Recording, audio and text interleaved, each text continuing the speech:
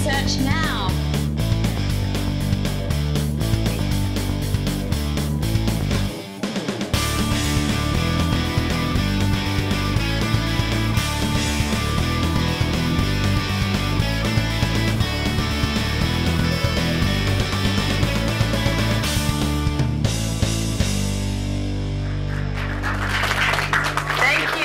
Welcome back to Research Now Live. I'm your host from Research Now, and I'm here with Robert Atencio. Is that right? Yes, very good. Consumer Healthcare at Pfizer, VP of Global Insights. What does your day look like?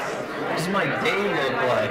Well, right now it's shared with 1,000 of my closest friends. So, very exciting role. So mine is a global role, so my issues range across the globe. So very exciting. We look at a number of things across the entire marketing mix, a range of tools. So there's no common day. It's funny, we get that question, and that's probably a standard reply. No 2 days are the same. And that's really what's exciting about what we do as a job, our careers. I often tell people when I was a kid, I used to read those 2-minute mysteries. I don't know if you guys even remember those.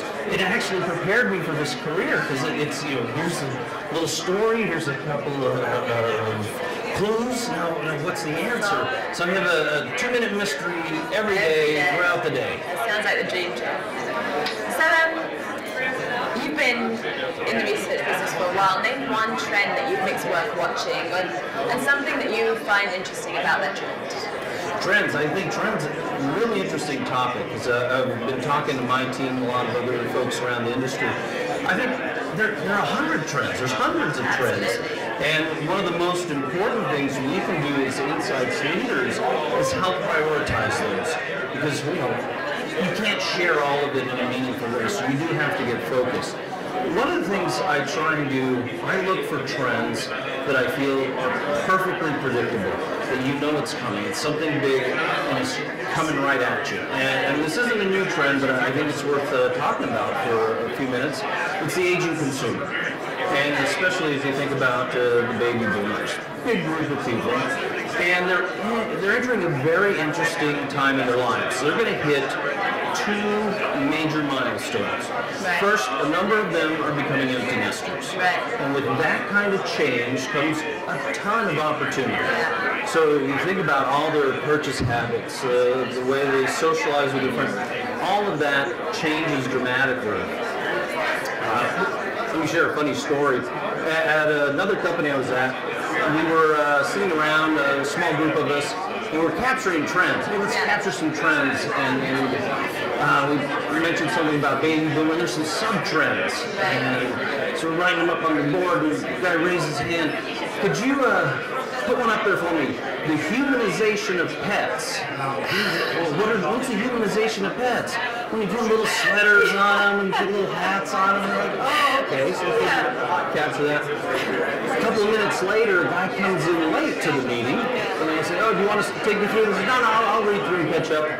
So he's reading through, and he says, excuse me. He said, what? He says, I got it all, except I don't know what the humiliation of pets is. And they said, oh, when you put little hats on them and little sweaters. It's perfect. That's perfect. Another real important piece of important event coming for the baby boomers is retirement. This is another one where they're going to have to change their behavior dramatically. And every time the consumer changes their behavior, it creates opportunity. Now, a big consulting company put out a report about boomers a few years back. We talked about all the wealth the boomers have. But if you dug into the report, what you found out is that really only a few people hold the wealth. It's very concentrated. And in fact, a lot of boomers hadn't saved very much money for retirement. Then the economy collapsed. They lost a lot of the savings, the value in the home that they were counting on. It's not there. So what I think you're going to see is you're going to have a lot of people who are wanting to retire that are going to have to work later into life. And value is so important these days because of the economy, but because of the way this group is saved and how much longer they're going to have to work, value is going to be with us and having to find value in a number of different ways. And so important. So baby boomers, it's big, it's predictable.